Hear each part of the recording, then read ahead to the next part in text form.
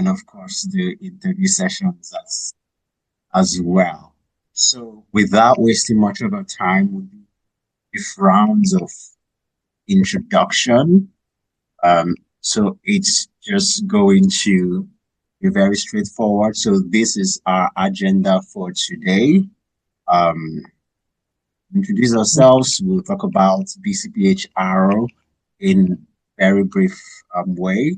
Then we'll go on to the business of the day, which is the fellowship expectations and overview of the editorial process. So we'll go to our rounds of introduction. So it's just very straightforward, less than 1 minute for each of us. So you tell us your name, your location, a brief professional background, and if you were a section of a manuscript, the section that the just which section and why that section. I'm just going to start myself, then we'll now go through as we appear on our screen. So I'm Sabath. Right now I'm joining from Abuja, Nigeria. A bit of professional background. I'm primarily into public health program implementation in Africa and Nigeria as well. So my main area of focus is maternal health and primarily facing urban and emerging parents in Africa. So that's a brief introduction to myself. And if I were a manuscript, what section would I be? Definitely the abstract. There's just something about being concise and having everything in one view for me. So thanks. So I'll go over as we appear on my screen. I'm going to start with Sade, then we'll have Dr. Samia, and Ayunam. So I'm just going to give us number later on, but for now we can start with Dr. Sade, then we have Samia, and Ayunam go first. So Dr. Sade, if you do us the honors. I don't know. Can you hear me? Is it okay? Yes. Okay, I'm Sade Abdallah. I'm logging in from Nairobi, Kenya. It's now at 11 p.m. So brief professional background is public health with over 20 years and currently doing independent consulting on and off with a focus on HIV, malaria, TB as a monitoring evaluation specialist. But my passion is on Muslim health issues, and that's what I hope to pursue with this. And if I'm a manuscript, am I allowed to say title? Can I be the title? Of course. Yeah. Thank you. Okay. Why? I think because that's the most important and catchy. Okay. Thank you. Thank you so much, Dr. Sade. Samia. Yes, I think I was next, and I apologize for my sound. I have COVID, unfortunately, just when we thought it was leaving us, right? But I'm currently calling from Connecticut, from Windsor Locks, and my professional background is in currently serve as a director for the Department of Mental Health and Addiction Service for the Office of Multicultural Health Equity. And I've also done consulting work. I've been in the public health space for over 15 years. And if I was a section of the manuscript, which one would I be?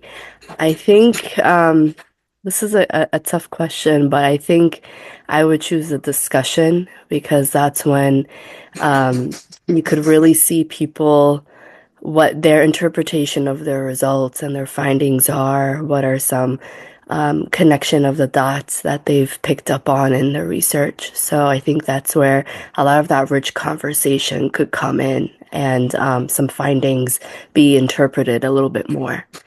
Thank you. Yeah, thank you, Samia. Ayunam. Okay, hi everyone. Enyonam Ajaniku and currently in Macomb, Illinois. In my final semester, public health masters, and I have applied for a PhD program.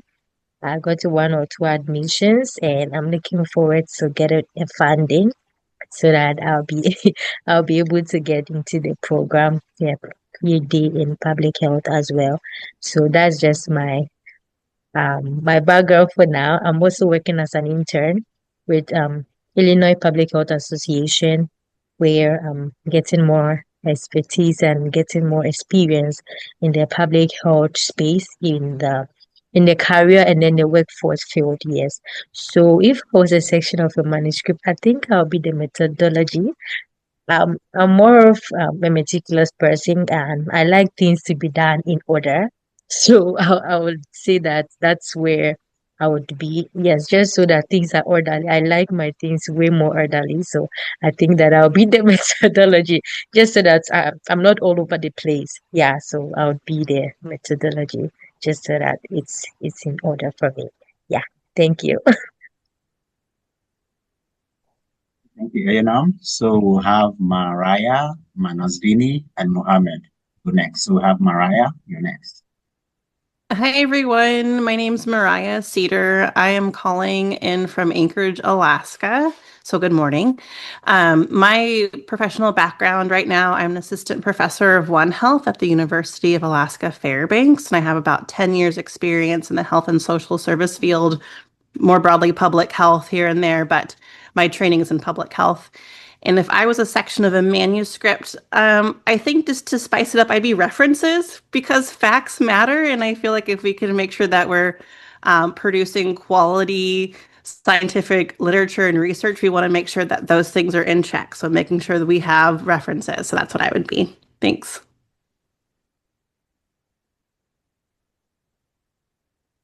Thanks, Mariah. Manas. Hi everyone, it's been great to hear everyone's background so far. I'm Manaswini or Manas. I'm currently calling from Stockholm, Sweden. And I have a background in public health sciences with a master's in public health sciences, and before that, a combination of biology and social sciences. I'm currently working in the European Centre for Disease Control and Prevention, working on issues of scientific quality. And if I were a section, I think I may have to repeat an answer here because I was thinking to myself discussion as well, because I do like really going in depth and interpreting and bringing results back into the real world and trying to make connections and critically think about what we found. So that would be me. Thank you, Manas. Muhammad. Thank you. Hello, everyone. Dr. Muhammad Khalid from Pakistan.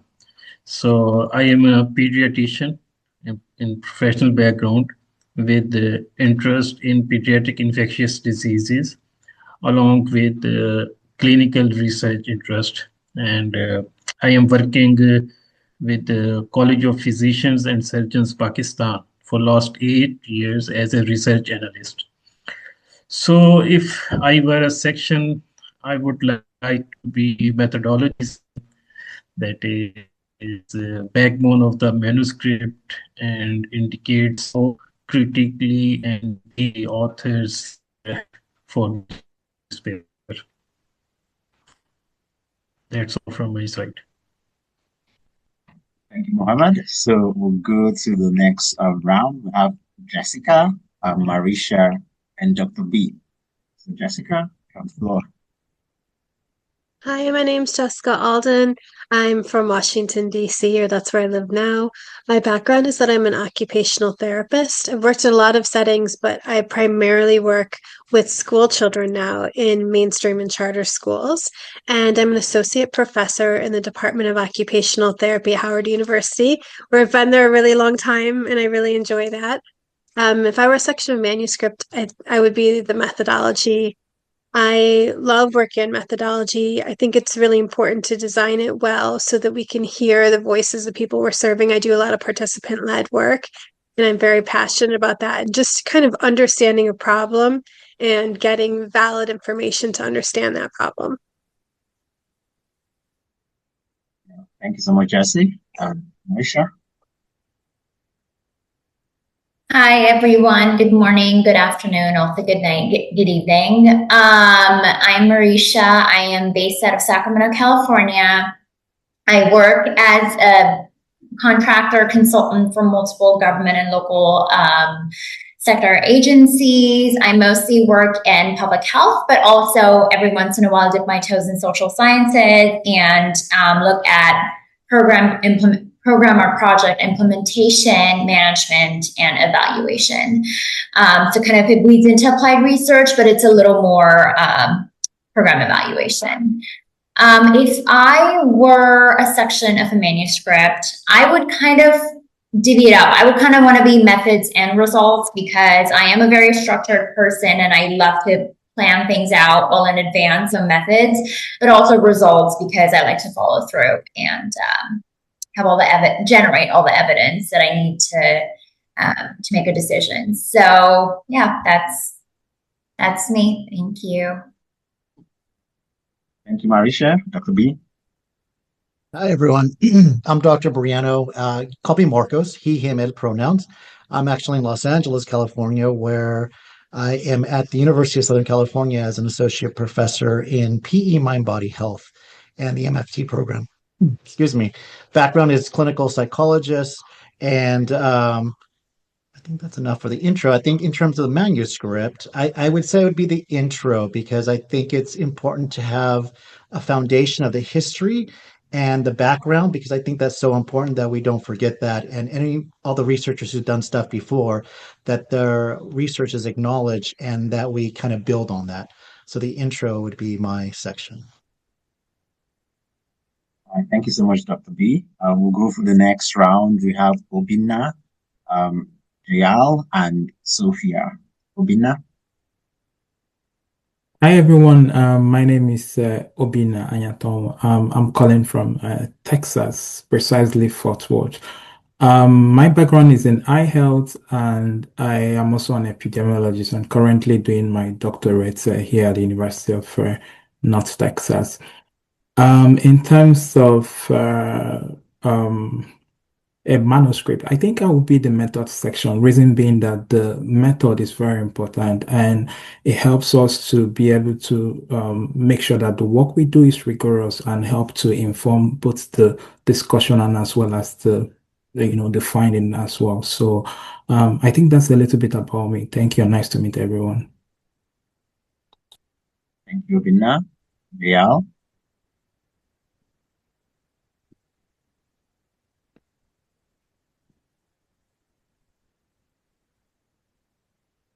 Hi, Jayal, you can go ahead. Hello, everyone, and I am from India, Jayalakshmi here, and my current profession is I have joined as principal of a nursing college recently.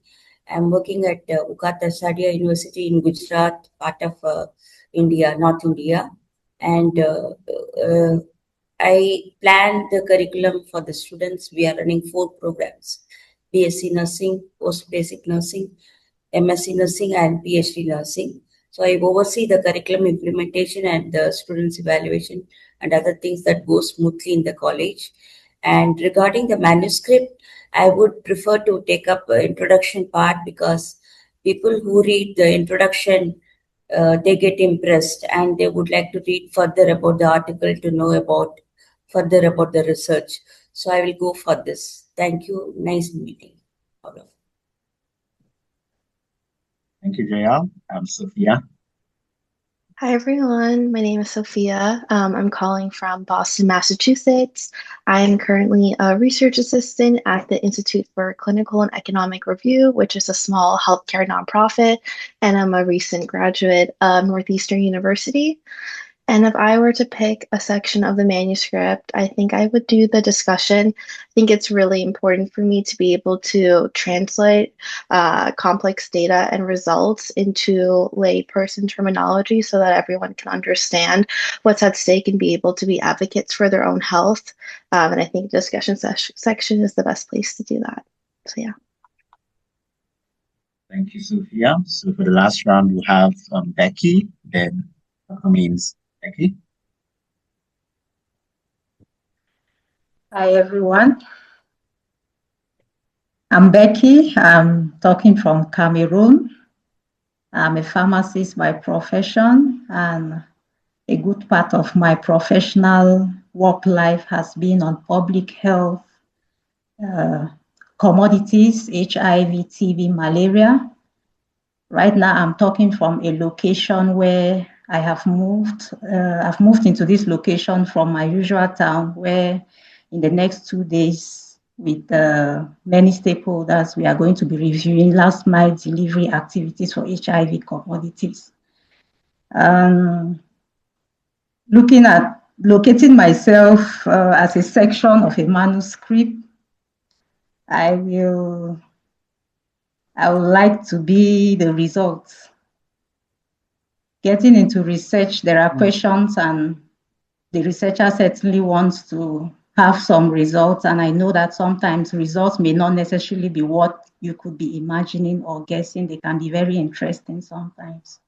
So I would choose to be the results. Thank you. Thank you, Becky. I think that's the first result answer. I'll go to Jamie.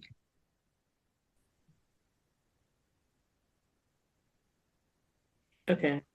Good afternoon, everyone. I am Dr. Jamie Means. I am currently located in Nashville, Tennessee. My professional background includes public health. I have been in this space traditionally as a learning development person, and then for a while, a workforce director. Now I am more so in the healthcare side of things, doing a lot of workforce development, but still consulting through my small business, JMM Consulting Agency, doing public health consulting specifically. If I was a session within a manuscript, I would definitely be the introduction. I think that the introduction sets the tone for what to expect for the rest of the paper. I think that the introduction also provides insight and background knowledge that is needed to really understand the subject matter itself. So that's what I would choose. And happy to be here. Good afternoon and all great things. All right, thank you, everyone. So I'll go to the steering committee. I'll have Catherine go, then have Dr. Cersei, then Dr. Carpenter. All right, sounds good. Well, hello everyone. I'm Catherine Chasis, and I'm joining today from Canada. And I'm acting as the third co-editor-in-chief of the journal, BCPHR, as well as the director of our Research Scholars Program, which is an interesting initiative that pairs mentors with students who are looking to gain some more experience in research. If I were a section of a manuscript, I know we've gotten a lot of methodologies, but I think I would actually be the conclusion. And I say that because the conclusion is something that really pulls everything together and fulfills the promise of the rest of the manuscript. But maybe more importantly, it acts as a call to action, which I think is very important. What use is dissemination if we don't act on it? So that's all from me. Very nice to meet you all, and I'll pass it on. Thank you, Catherine. Hello, my name's Dr. Cersei Lecomte. I've met all of you previously. I'm co-CEO of the Boston Congress of Public Health, and then also one other of the co-editors-in-chief of BCPHR. Very nice to see all of you here today. And I think if I was a section of a manuscript, I love this question. I think I would be the methods. I tend to be someone who really enjoys like creating structure for research that sets up the entire way that we're going to collect data, analyze it, and then place it within the context of the overarching literature. And really interpreting what it should mean. And, you know, really the methods are just so important to how we approach a project and how we're going to understand the questions at hand. So that's how I would do it. But I do want to hand it off to my colleague. All right. Can everyone see my screen? Yes. All right. So all of you inspired me. So one of the books I read last year was Surrounded by Idiots. Who has read this book? Show of hands.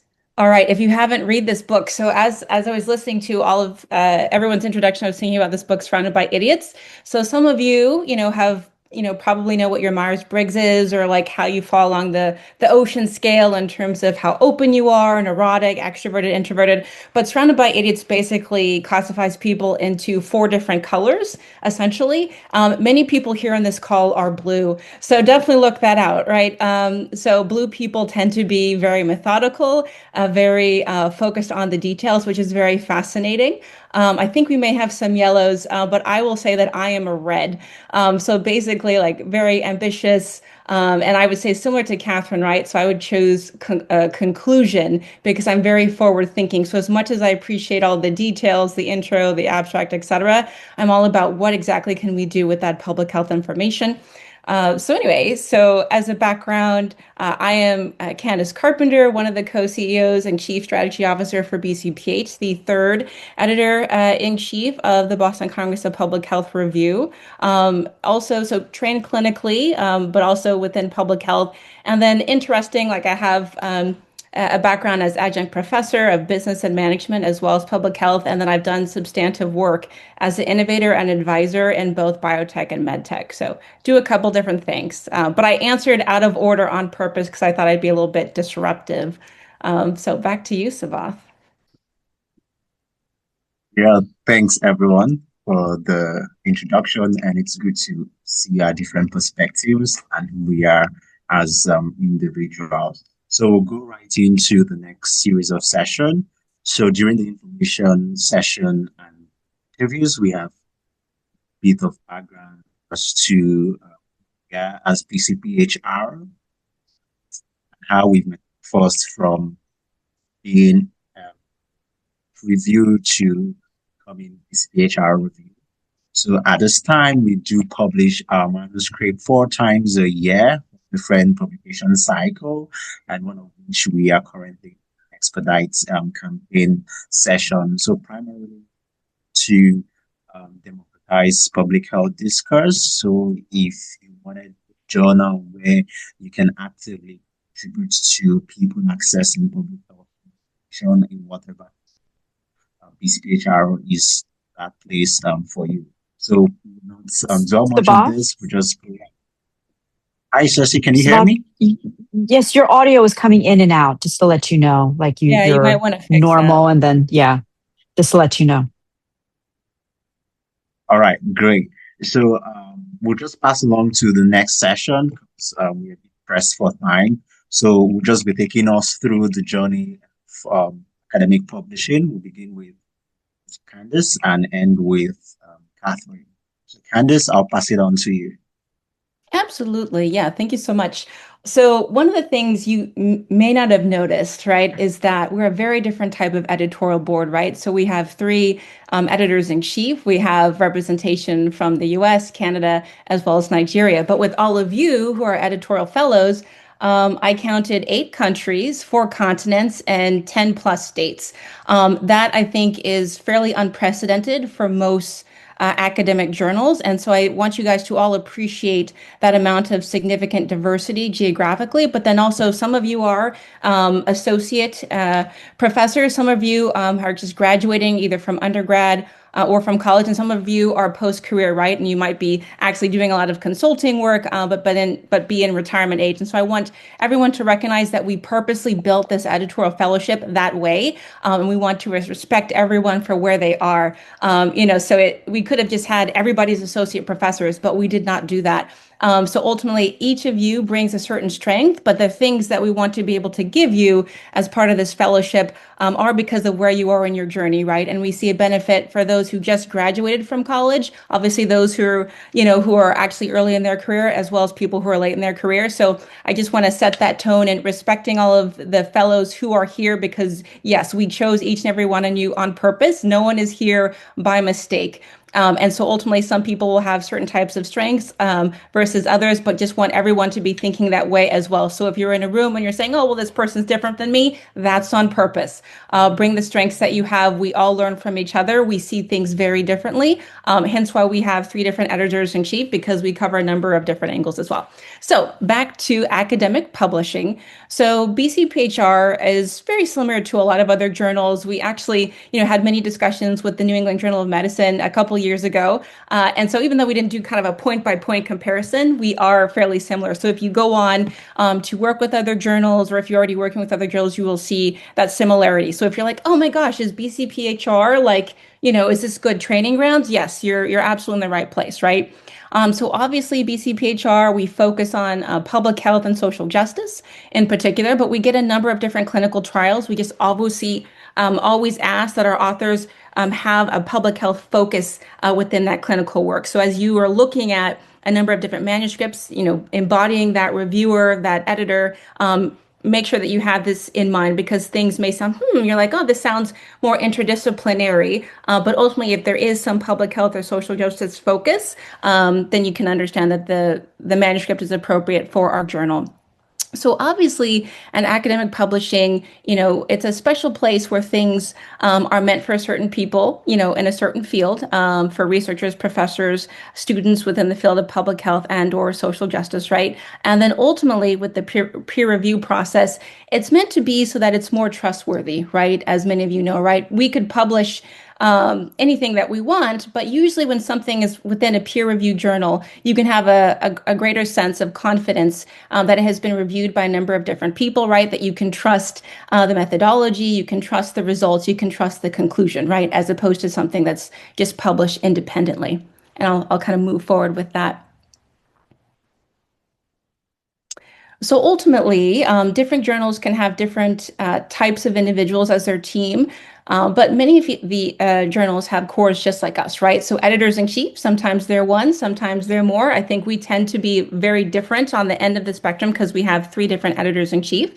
And so ultimately, the editor in chief is essentially guiding everything about the journal, right? So one, hiring any fellows, managing editors, associate editors, different reviewers at different times, making sure that people are appropriately trained, right? That reviews are coming in appropriately, and ultimately that the journal is staying core to its mission as well.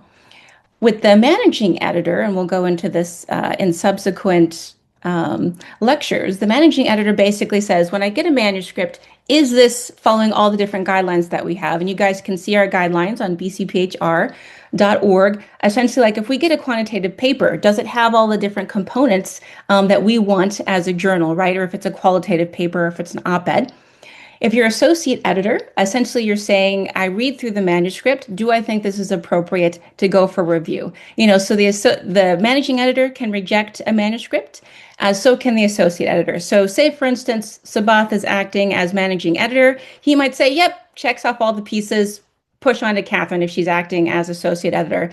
Catherine reads the paper and she says, you know what? No, like this is mostly about law. There's no public health angle. And we definitely get papers like that. Then she says, no, I'm going to desk reject it at my point. It doesn't go to peer review.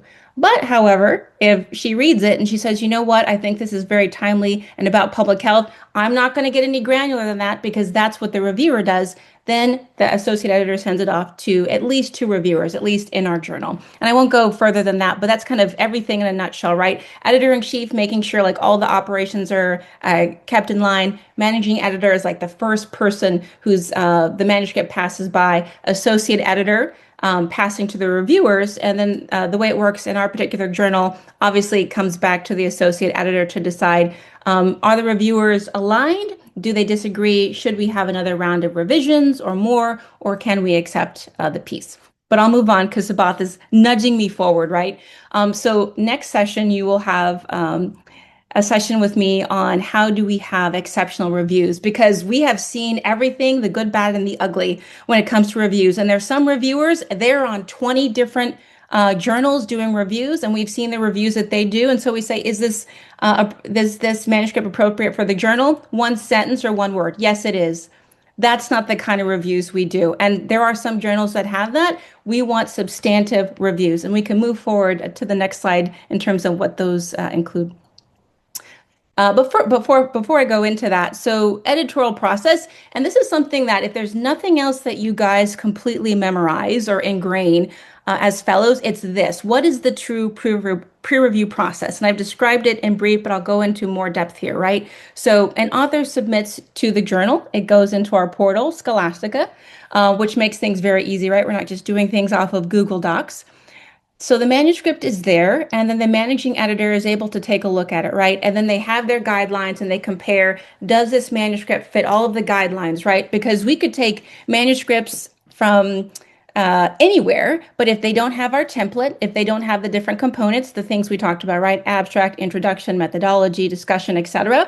Positionality, that's another thing that we care about, author acknowledgments, etc. Then ultimately the author or authors haven't followed our guidelines, and then we can desk reject that. Okay, so desk rejection is we don't even want to deal with this manuscript because they have not followed that procedure. Fairly easy to do that, as opposed to go ahead and take it through the peer review process.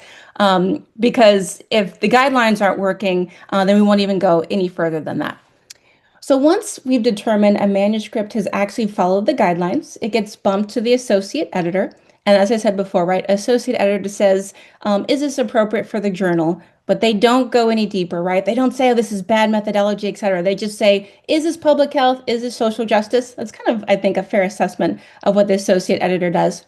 And then they say, let's push this off to the reviewer. That's where many of you will come in, right? Because I think the biggest thing this fellowship will teach you is how to be a reviewer. That's when you start getting granular, right? So as a reviewer, you can accept the fact with BCPHR, you should have all the components. You should not get a manuscript that's missing an introduction or missing methodology, et cetera, right? Like you're as many of you who are blue in that spectrum that I talked about, you'll be looking at like the strength of that methodology, of their arguments, the level of balance that paper has, et cetera, right? So that is what you're doing as a reviewer, looking at the references, whether they're reputable, whether in fact they're enough, whether or not we can actually make the authors can make the conclusions that they do make. Then the reviewers send their reviews back to the associate editor. Obviously, all of this is very easy through Scholastica. And then the associate editor says, okay, if we have 2 or more reviews, do they agree, right? So it's great when everybody says, green light, we want this to be accepted, or everyone says, we want this to be revised one time, and then it goes. But the associate editor might find that, wait a second, one reviewer says, no, reject this paper, and the other one says, this is fantastic, this is a 5. That's where, when you are working as the associate editor, then you have to use your judgment. And so if you're an associate editor and you feel that, you know what, I think I need to send this out to a 3rd review, let's see, right, like what breaks that tie. Or the associate editor can bump it up to one of us editors-in-chief and say, what do you guys think, right? So we can do like a quick on-the-fly review to be able to see, should we reject, should we accept, or is there some middle ground? And that's where it becomes more interesting, I think, intellectually stimulating to be the associate editor when you have reviewers who are not agreeing on the same rule. And then ultimately, yeah, like we decide whether or not a manuscript goes through 1 or more revisions. Typically, we've only allowed 1 revision, given that we've had smaller teams. But as time goes on, we've been more open to having more rounds of revision, and then ultimately accepting. So I'll move forward there.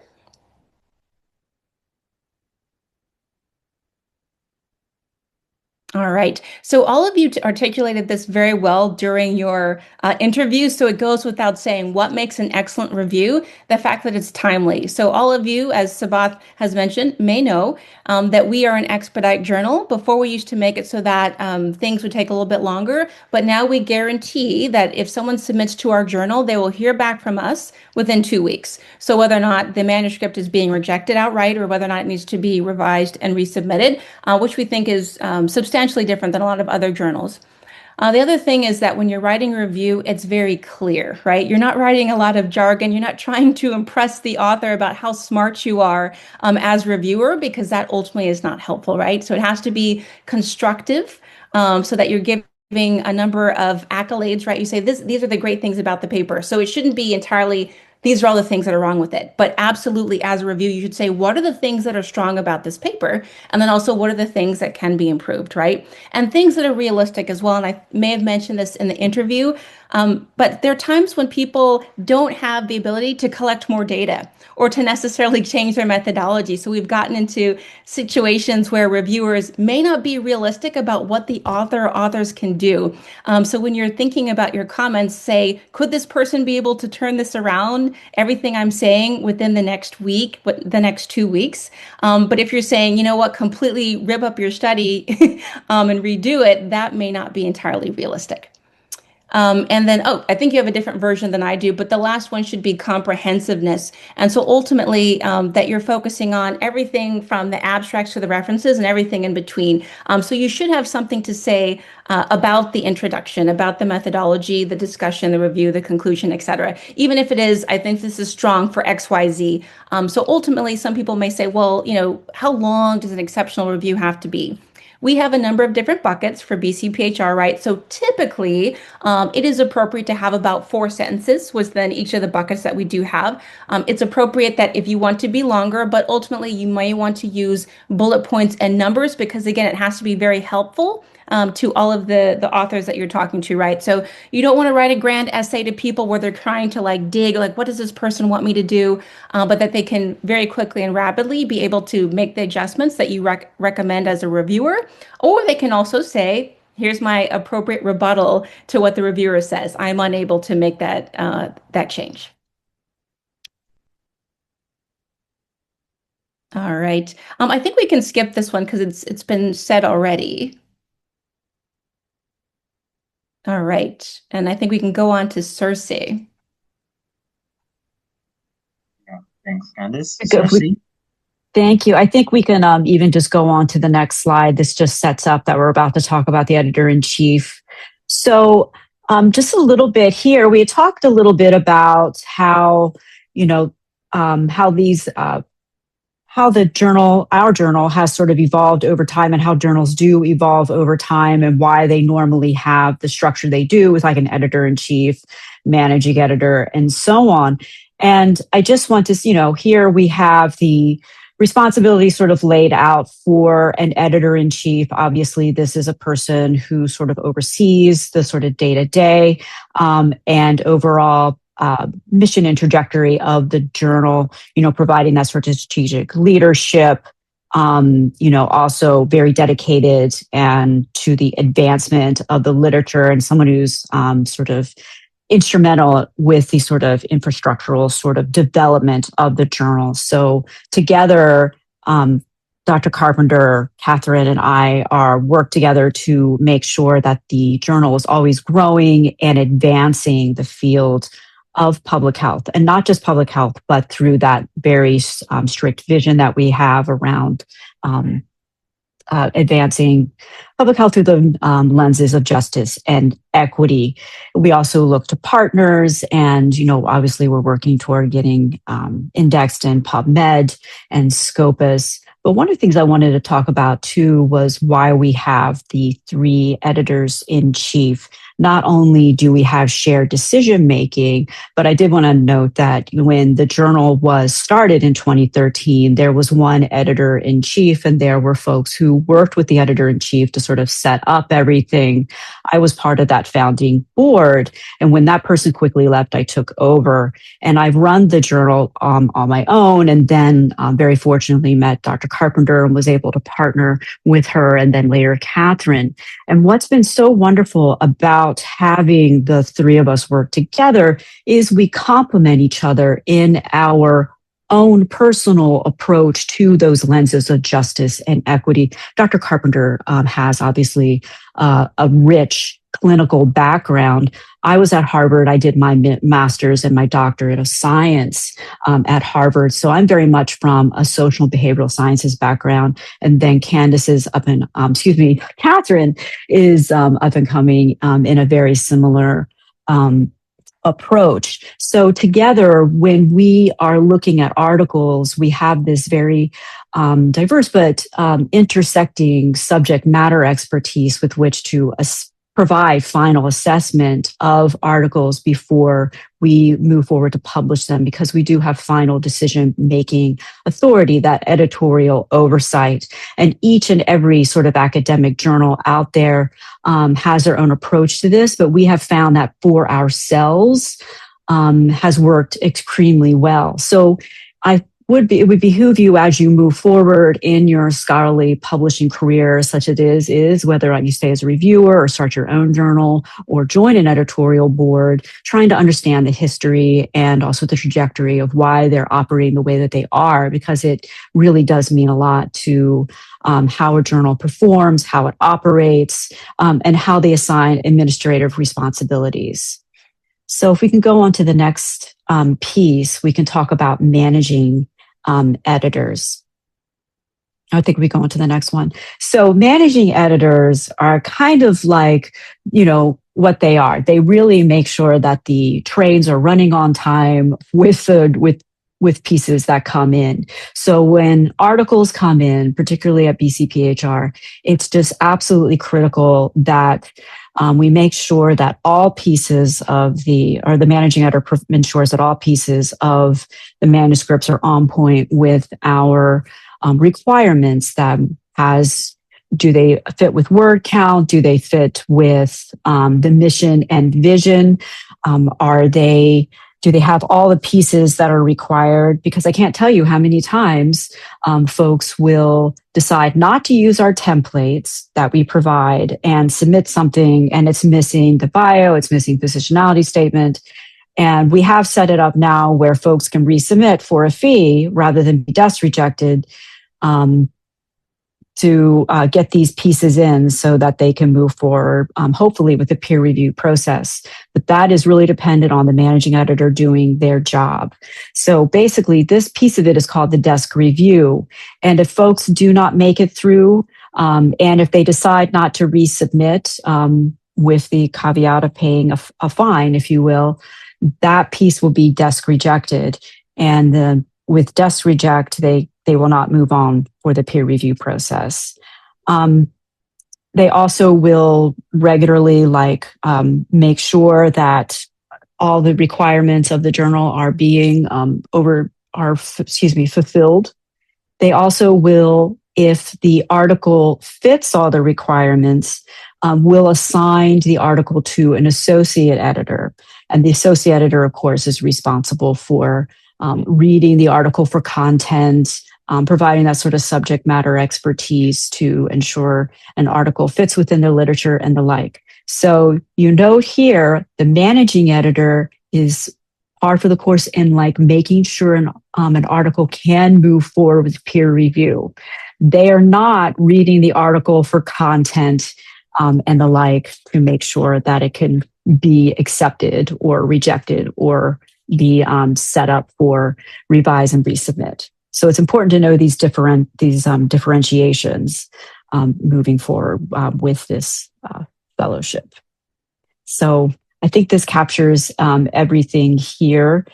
They do also monitor for compliance with larger sort of journal regulations like COPE and the like. I should have noted that.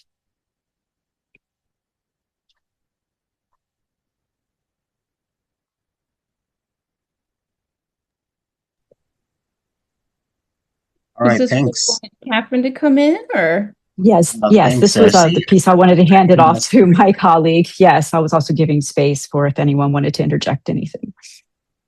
All right. Well, perhaps if there are no questions, we can head on to associate editing. So I'd like to just do a quick review for folks because there are a lot of details, as you know. Sabath, if you'd mind. Thank you.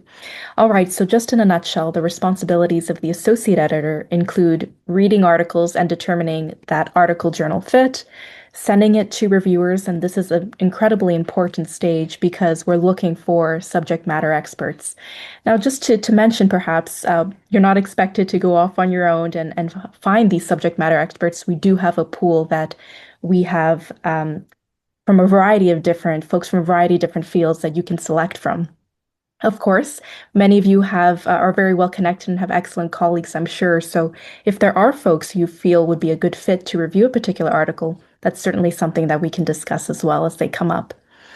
But as associate editor, you're responsible for reconciling those different commentaries that you receive, those two different reviews, if they do come back as differing opinions. You want to solicit revisions and keep up to date with authors in terms of nudging them forward, asking if they may require more time, and just keeping everything moving smoothly. So you are that point of connection with our authors and wider audience in that sense. And of course, once the reviews return, you'll want to determine the appropriateness of those revisions. So that involves being familiar with the piece to the extent that you can determine whether the revisions are within the scope of possibility, whether they're appropriate, and folks are on track. And lastly, you'll want to recommend either acceptance, rejection, or revision for that particular manuscript. Sabath, if we can move to the next slide. Great, thank you. So just to speak a little bit more about the selection or assignment of articles, for this particular fellowships, you'll be included in groups and will be assigned a particular manuscript. But if you would like to stay on with us after, you may be either assigned a particular manuscript as an editor, or you may be able to select a manuscript based on interest, area of expertise, or even some space of desired growth, as we receive a variety of manuscripts, as Candace and Circe mentioned, across fields, interdisciplinary, but all with that common thread of connection in terms of health equity and social justice. So I think I've discussed this already, but you will be the second pass in terms of deciding whether the manuscript fits the mission and vision and scope of the journal, and really double checking whether the authors have submitted and comply with the guidelines, just as a double check from the managing editor as well. Move on to the next slide. In terms of sending articles to reviewers, as I mentioned, the process is quite simple. It will be done through Scholastica, and we do have that pool available, or folks are able to actually send a request through email for folks who may be subject matter experts, but not within our current pool. We ask that reviewers review manuscripts and comment in a timely manner. So as an associate editor, it would be your role to ensure that the reviewer understands the deadlines, when things are expected to be back in for our turnaround time. So you're really a link in the chain here to ensure that the process moves smoothly. You're connecting with both the authors, but the reviewers as well. And upon receipt of that review, really determines whether it will go forward, whether the process may end at that stage, if the manuscript will be rejected, or if it needs a little bit more work and may be suggesting some revisions. I'll move to the next slide here. And the final part of this role, acceptance or rejection, or as I mentioned earlier, perhaps revision. So the associate editors can serve as quite strong manuscript advocates, and they really do play a vital role in the publication process, especially when we do receive reviews that perhaps are conflicting, or you would like to weigh in as if it's within your scope of expertise and act as a third reviewer, tiebreaker in that sense as well.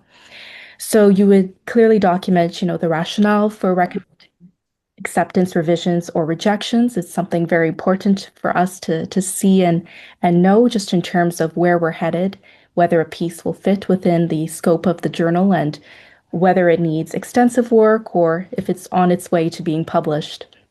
And ultimately, as we had mentioned earlier, the co-editor-in-chiefs do have the final word on acceptance or rejection, but you serve as a very strong point in the chain in terms of pushing a manuscript forward or advising on whether you believe it should be published. And we'll move to the next slide.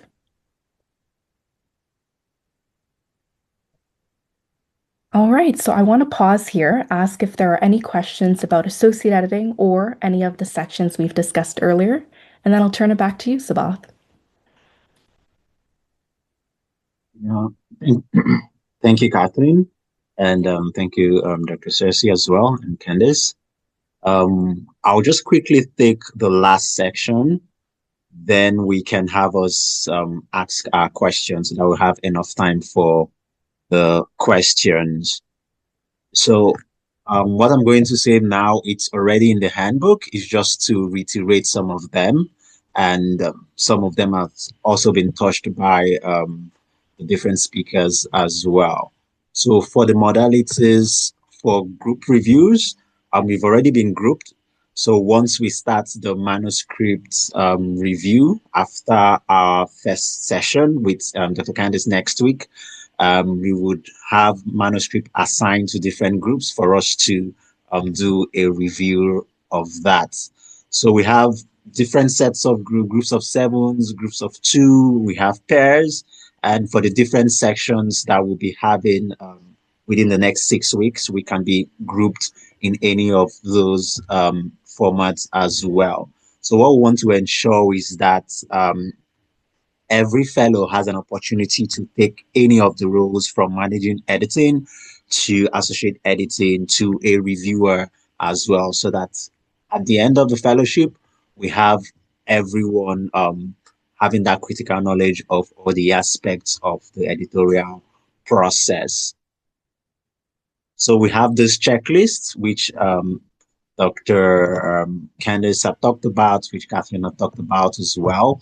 This is also in our handbook, and within the course of the 6 week, we'll be referring to those sessions as well, so that we can look at them. I think the third session, which we have with Dr. Cersei, it's on methodology, what you should check, what you should not check.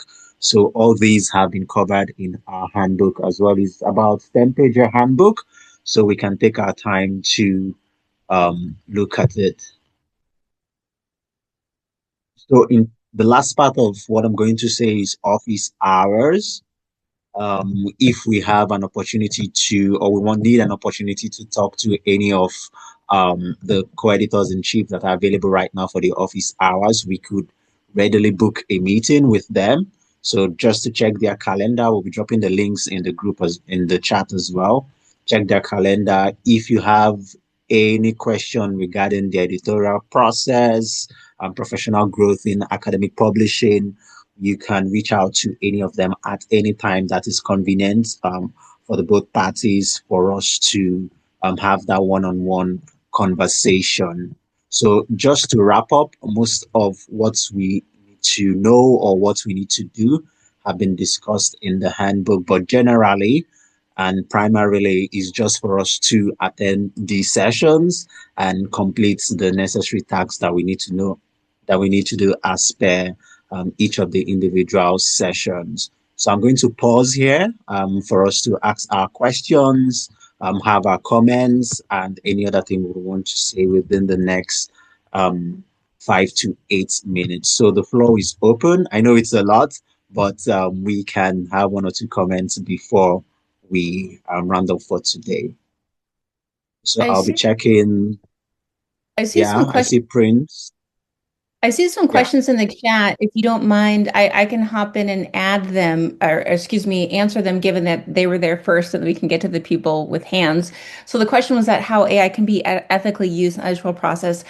So obviously, AI is here to stay. To, in my opinion, mostly be an assistive sort of thing, and not to supplant entirely our own thinking. And there's obviously, as I said before, right, there's a reason that we chose all of you, and because you're in different places. So ultimately, AI can collapse certain types of opinions, right? And so it may tend to err towards a certain kind of opinion as opposed to others. So the fact that many of you have very different types of life experiences, you can use AI, right, to I think after you've done your first and second pass, right, of looking at a manuscript, look at it from your own eyes. I think to me, in the world that we live in, some people think, well, AI is it's everything, but to me, at the end of the day, but we've all lived our own lives, so we have a certain perspective, and AI may not reflect the perspective that we have. So I wouldn't say relinquish all of your control to that and say, well, I'm doing this fellowship and I'm just going to put it through AI and then boom, I'm done with my review. We still want you to, practice from your own perspective. And so I've actually done this exercise myself. Like, what is it, what is my perspective on something versus what AI will have? And I do find there is a divergence because I have life experiences that AI does not have. And I will say, I think is probably the case for many of you as well. So, and I think you would probably, you don't want to do a fellowship if you're just using AI. I think that would be kind of pointless, right? You want to see what is my own opinion about things. So that's the first part. The second part is plagiarism checks and AI use. So we definitely have had conversations where we will reject a paper if we do believe that it is very much AI based. Before we used to have AI checkers, that became very difficult because, as you know, sometimes they can give false positives and false negatives. So we don't use AI checkers. It's just kind of a gut instinct, and then we'll give the authors the benefit of the doubt and say, you know what, we have a strong sensation that a good portion of this is AI generated. Know that our guidelines is that we don't accept things that are AI generated. And so we have that conversation, and many times authors have redone their work if they didn't quite understand that was a guideline. So that's how we worked on it in the past. But I'll kind of pause. Were you going to add something, Cersei? I was actually just writing in the chat and agreeing with you about the notion of AI being assistive. Because as the associate editor, when you're reviewing or a reviewer, as you review an article, you're supposed to be there as a subject matter expert, right? Either in the field of public health or in a field aligned with public health. AI can assist if you're thinking about the methods. The methods really work here, and see what AI says, but it shouldn't be making the decision for you or writing the review. It can help you also see if there's anything like left on the table that might help the authors when reconsidering how they might revise and resubmit a manuscript. But again, it shouldn't be making those decisions on its own. So that was that. And AI checkers often are just assistive tools as well.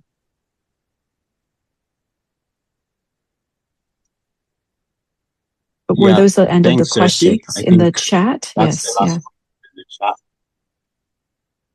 I think so. So we'll go on with the hands. So I have Obina, then Manas. So Obina, you can go ahead. We'll come back to the chat. Okay. Yeah, thank you for the presentation. So I have two I have two questions. So the first one is on plagiarism, right? So do we have like a cutoff when a particular manuscript goes through plagiarism check, right? As associate editor or like reviewers, what is like the cutoff we expect that we might think that, okay, this is actually way above what we expect? That's the first question. The second question has to do with like the timeline. So when we send out like manuscript for reviews, right? What is like the average timeline that we expect, to give to reviewers that to, submit their feedback as well? And between like journal editors and as well as like the managing editors, right? Like what is like the average timeline between expectation of responses? That's the question I have. Thank you so much.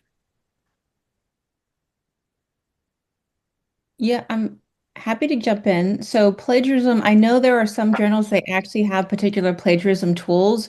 We at this time do not use a plagiarism tool. So we are definitely like honors based. So as a reviewer, if you have a suspicion of that, I think you can put that in review. I'm concerned that there may be plagiarism here, and you can say as to why, right? And give the author the ability to come back and either say, yes, I'm so sorry, and redo it, or whatever the case may be, bump it up to the editor in chief. But yes, we do not use a particular tool, but there are lots of different tools out there, obviously to detect plagiarism, but we do not at BCPHR. In terms of feedback, because we are an expedite, so we want the review to go out, and we want our reviewers to get it back to us within 7 days, if not sooner. Just because we want to be able to, make with our promise of being able to let authors know within 2 weeks, are you accept, reject, or revise and resubmit? And I'll just say, we'll throughout this fellowship, we'll try to say what is BCPHR versus what is other journals. So as some of you may know, that is not necessarily the case with other journals, right? There can be some journals where they send out that review. Maybe, a manuscript can come in. They might not send out the review for like an entire month or longer. And then whether or not the review comes in at an appropriate time, et cetera. And that has to do with like, how well staffed the editorial team is, and ultimately how much oversight and accountability. So we're a very tight, knit team. And so we make sure that operational process is moving forward much faster than other groups. So yeah, we expect for our journal 7 days, if not sooner. But yes, it definitely differs for other journals. Yeah, just to add to what Candace had said, in terms of internally as a team, where it moves from managing editing to the associate. So it takes typically 1 day after it's received. So you have a notification as a managing editor once a manuscript comes in.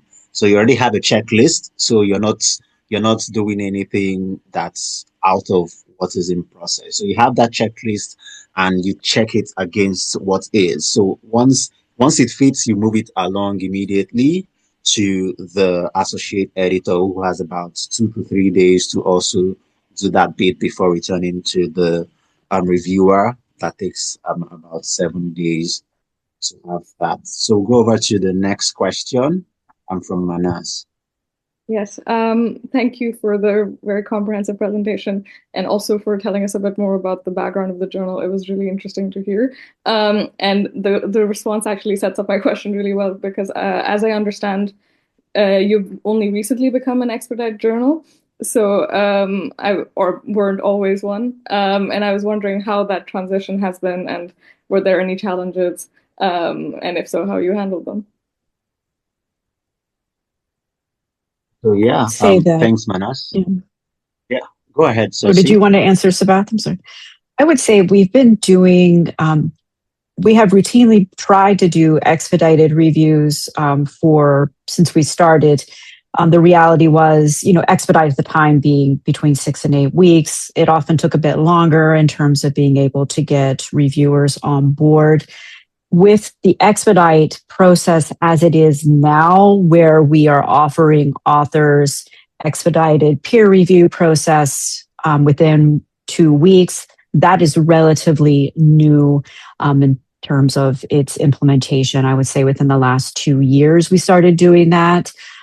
We used to try and do publication within 2 weeks where possible. That was a bit too ambitious. So peer review within 2 weeks with a goal for publication within 6 if folks are able to do their review process. And of course, they have to meet all the requirements for publication, of course. It can vary. We've had, and as Dr. Carpenter has noted, we can have like as many as 30 manuscripts in play at a given time, which is why training and having folks who are as energetic and as talented as all of you on this call coming on board, being trained in the process, understanding how to do really high quality reviews is just essential for a journal like BCPHR to be able to serve the very active community of folks who do address public health through the lenses of justice and equity. But I want to hand it off to anyone on among my colleagues if they wanted to add to that. Yeah, I was going to say, so thank you so much for setting that foundation and great question, right? So this is like It future is. editor-in-chief question, right? Yeah. So basically, like, I have a background in business. And when I joined Cersei on the journal, one of the things I recognized, I was like, this is like operations 100%. And not everybody thinks about peer review that way. And so when I came in and looked at that, I was like, wow, like, why is it that we don't do things in an expedited fashion? I wanted to be a little bit more subversive. There's no reason that we can't do it faster than other journals. It's the fact that they're not as operationally tight. And so that's some of the biggest challenges where, as Cersei said, right, we need to make sure that everyone is well trained, managing editing, associate editing. We have to make sure that there's oversight of the entire process because if at any given point, right, that bottleneck can become a problem. And so ultimately, like, obviously we're a tight knit team. We're very comfortable and making sure that we know like it's going to get to peer review very quickly, right? The biggest thing is then we ourselves, if we're not doing the reviews, then that's where like the biggest bottleneck is. Can we trust our reviewers to get that back in a timely process? And then what is our contingency plan if that does not happen, right? And then as Dr. LeCompte mentioned, the reason we're not able to say we can publish as quickly because we partner with Scholastica, so they do all the copy editing, right? So we basically say accept. And then at that point, then all of the formatting, the tables, et cetera, we have that's outsourced to Scholastica to be able to do, right? So ultimately, like, you can only go as fast as one, you feel that you have a sufficient review. The author is able to have the time to be able to incorporate that into how many cycles of revision.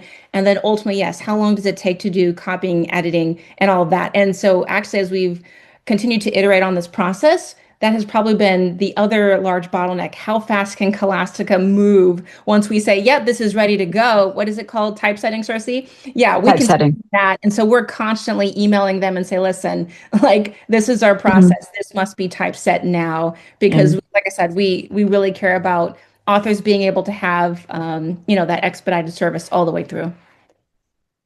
And just to tag on to that, the other piece is obviously it's about how fast the authors can move as well. Folks who are like super anxious to get their article published and they get that revise and resubmit, they're going to like answer all the questions. They're going to do, kind of hell or high water, that thing. They're going to answer everything. They're going to rewrite. It's going to be right back in your inbox on fire, ready to go within like just a couple of business days. Other folks are a little lackadaisy. It might take them a little longer. And it's going to take a little while longer to get it obviously into typeset and ready for publication. Originally, one of the things I did mention was we used to do all the typesetting ourselves. So it's been a bit of a change for us. I copy edited everything through Grammarly. I send it off to typesetting, and you do have to give them a poke, like what are we doing over there at Scholastica? So it's a bit of a black box. And I also wanted to share that the original leadership of the journal, because it was at Harvard, they were very concerned with democratizing public health, but they were still a little bit gatekeepy. They didn't want to look at the work of new and emerging thought leaders, those who were early investigators, students, and the like. But in order to grow the journal, grow its audience, you needed to loosen it up a little bit without degrading requirements and quality of scholarship. So anyway, I don't want to hold us up. Let me hand it back off to Sabath. Yeah, thank you so much, everyone. I know our time is fast spent, so we just wanted to say thank you for this kickoff session. And next week, we are going to be having Dr. Candice take us on deconstructing a manuscript. So